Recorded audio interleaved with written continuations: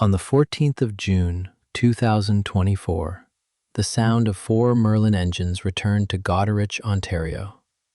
A Lancaster bomber approached the airport and settled onto the runway before a crowd gathered to see an aircraft that had already arrived there once before. That first arrival had taken place exactly 60 years earlier. On the 14th of June, 1964, Lancaster FM213 had flown to Goderich for what was expected to be the final flight of its life. It was retired, unwanted by the Air Force, and destined to become a permanent war memorial. Soon afterward, it was lifted onto supports and left outside. In 2024, it returned under its own power. The aircraft now wears the serial KB726 and the letters VeRA. It is known as the Mynarski Memorial Lancaster. But the machine that landed at Goderich is actually FM213, and even that identity tells only part of the story. Inside its structure is the center section of another Lancaster, KB895, a bomber that flew wartime operations over Europe. The markings on the outside honor a third aircraft, KB726, and the sacrifice of Andrew Mynarski. FM213 itself was built too late to fight in the Second World War.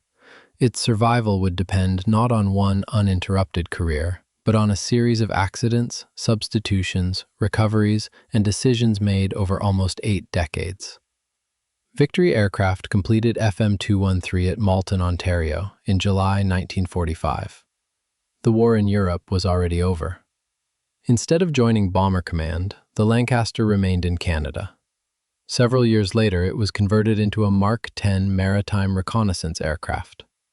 The heavy bomber was adapted for a different world, one in which its work would involve patrol, rescue, and anti-submarine duties, rather than attacks over occupied Europe. In January 1952, the converted aircraft was traveling toward its intended operational assignment when it landed at Trenton. The landing went wrong. The starboard undercarriage collapsed, and the aircraft suffered severe damage around its center section.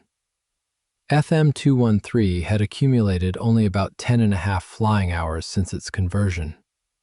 The exact sequence of the accident is not completely clear. Later accounts differ over the details. What is certain is that the damage affected one of the most important parts of the airframe. The center section connected the fuselage to the outer wings. It carried the landing gear and transferred major forces through the middle of the aircraft. It was not a panel that could be removed and replaced during routine maintenance. Without a usable center section, FM213 had little future. Lancaster production had ended. Surviving aircraft were being converted, stored, or broken up. A replacement could not simply be ordered from a factory. Then a possible solution emerged from a farm near Penhold, Alberta. Bud Found remembered a derelict Lancaster there. It was KB895, known as Lady Orchid. Unlike FM213, KB895 had flown during the war. It had served with No. 434 Squadron during the final months of the campaign in Europe. The complete aircraft would not return to service, but its center section remained useful. A salvage crew removed the section and sent it east by rail. The damaged middle of FM213 was taken out, and the surviving structure from KB895 was installed in its place. It was major surgery on an aircraft that had barely begun its post-war career. The fuselage, wings, and landing gear were brought together around the center of a different Lancaster. By July 1953, the work was complete. On the 26th of August, FM213 flew again. The aircraft that had been built too late for combat now carried a physical part of a bomber that had crossed Europe in wartime. That repair gave FM213 a second beginning. The Lancaster entered service in maritime patrol and rescue roles. It operated in eastern Canada and over the North Atlantic, serving from bases associated with Torbay and Greenwood. The work was less famous than the night bombing campaign for which the Lancaster had been designed, but it was real operational service. The aircraft searched, patrolled, and supported a post-war air force adapting to new threats and new technology. For roughly a decade, FM213 continued flying. Then, its usefulness came to an end. It was retired in November 1963 and formally removed from Royal Canadian Air Force charge the following year. Like many surviving military aircraft of its generation, it faced a familiar choice. It could be scrapped, stored, or placed on public display. Royal Canadian Legion Branch 109 at Goderich acquired it as a memorial. On the 14th of June, 1964, FM213 made the flight that everyone expected to be its last. After arriving at Goderich, the Lancaster was mounted on 3 supports. From the ground, it remained an impressive object. Its wings stretched more than 100 feet. 4 engine nacelles still marked the shape that had once carried Merlin engines. Its high tail and deep fuselage dominated the memorial site. But an aircraft standing outside is still exposed to the world around it. Rain entered openings, moisture remained against metal, heat and cold worked through joints and fasteners, paint deteriorated, components disappeared or were damaged, vandals added to the effects of the weather. FM213 remained outside for 13 years. The Legion faced the growing cost of caring for a Lancaster-sized monument. The aircraft was too important to ignore, but maintaining it in the open required money, equipment, and specialist knowledge. By the 1970s, the Canadian Warplane Heritage Museum had begun considering a different future for the aircraft. The museum did not want only to repaint FM213 and leave it on the ground. It believed the Lancaster might be restored to flight. That ambition immediately made every decision more difficult. A static aircraft can tolerate repairs that would never be accepted in a flying machine. Missing equipment can be replaced by empty shapes, damaged structure can be hidden, systems do not need to function. An airworthy aircraft has no such freedom. The wings must carry the aircraft, the controls must move correctly, the engines, fuel system, hydraulics, wiring, and instruments must work together. Repairs must do more than look convincing, they must survive flight. Before any of that could begin, the museum first had to acquire FM213. Initial discussions with the Legion did not produce an agreement. Then a Goderich businessman, Bruce Sully, helped create another arrangement. A scholarship trust for children of Legion members was connected with the transfer of the aircraft. On the 1st of July, 1977, the Canadian Warplane Heritage Museum officially acquired FM213. Ownership solved one problem. It did not solve the larger one. The Lancaster was still at Goderich. It could not be flown to Hamilton, and moving an aircraft of its size by road in one piece was not practical. The team began reducing its weight. During the winter of 1977 and 1978, the engines and propellers were removed. Later, the outer wings were taken off. Equipment and other removable weight came out of the fuselage. What remained was still a large aircraft structure. It was also a structure that had spent 13 years exposed to the weather. The proposed solution was unusual, even for a museum devoted to warbirds. The main airframe would be carried beneath a military helicopter. A first attempt was made in June 1979. It did not succeed. The surviving accounts do not fully explain why, and the precise behavior of the aircraft and lifting system is not documented clearly enough to reconstruct. The team did not abandon the move. The lifting arrangement was changed. Longer slings were prepared, increasing the separation between the Lancaster and the helicopter above it. On the 5th of November, a Canadian Armed Forces Chinook from number 450 Squadron arrived to try again. The Chinook lowered into position. The slings tightened. The weight of the Lancaster transferred from the ground to the helicopter. Then FM213 rose. The stripped center section and fuselage hung beneath the Chinook, suspended in the air without its engines, propellers, or outer wings. The bomber that could no longer fly was carried away from the town where it had stood for 13 years. The museum later described the operation as a record for its combination of load and distance. What mattered immediately was simpler. FM213 reached Hamilton. It had escaped the pylons, but it was not yet an aircraft in any operational sense. It arrived as a dismantled collection of aging structure, empty engine positions, incomplete systems, and parts that had already survived more than one major repair. The transport had been dramatic. The restoration would be slower.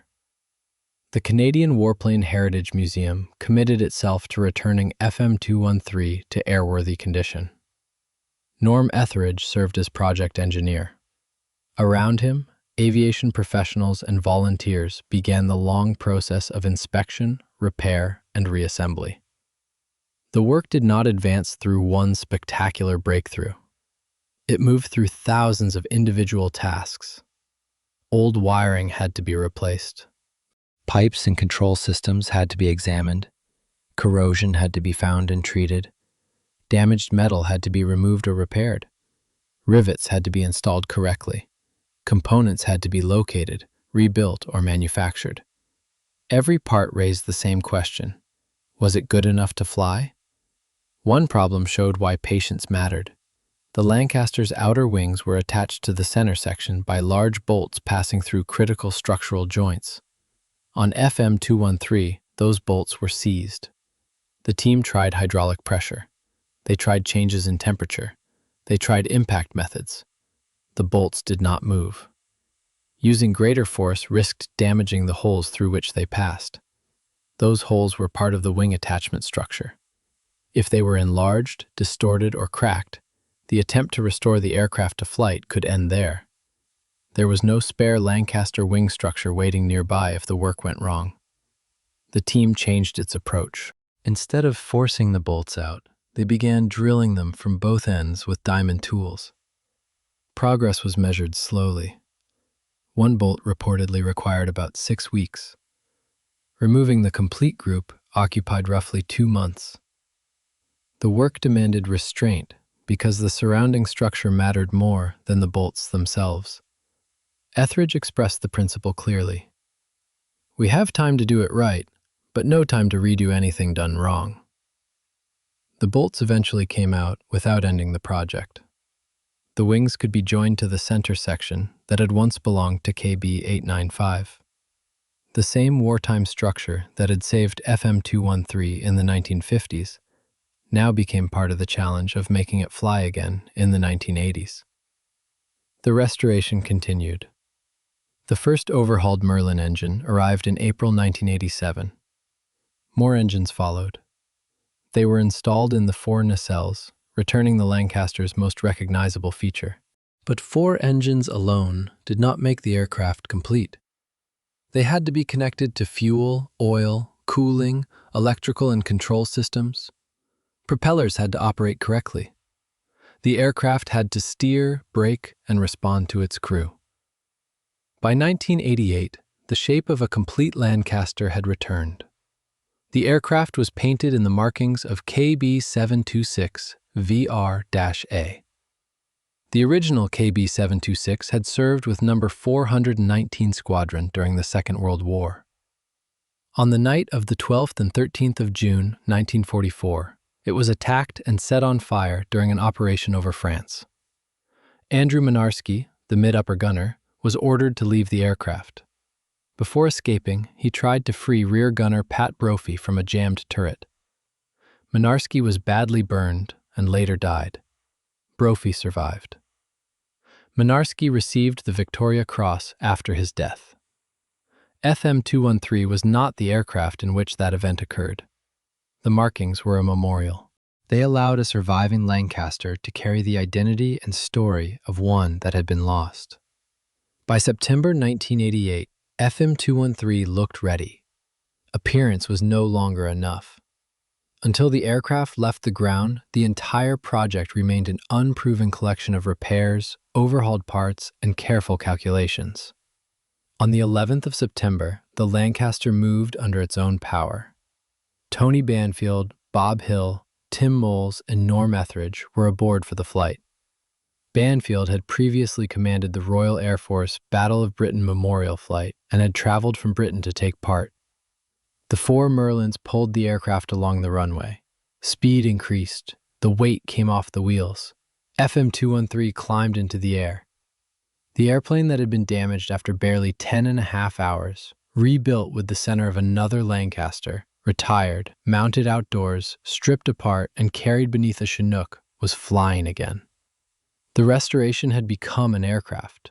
A public flight followed on the 24th of September. Members of the wartime crew associated with the original KB726 attended the event. Even then, the process of historical reconstruction was not finished. They noticed that the identifying letter on the aircraft had been painted in the wrong color. It was later corrected.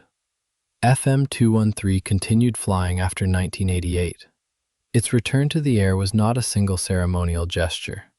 The Lancaster became an operating memorial, appearing at air shows and public events while requiring the continuing maintenance demanded by any large piston-engined aircraft.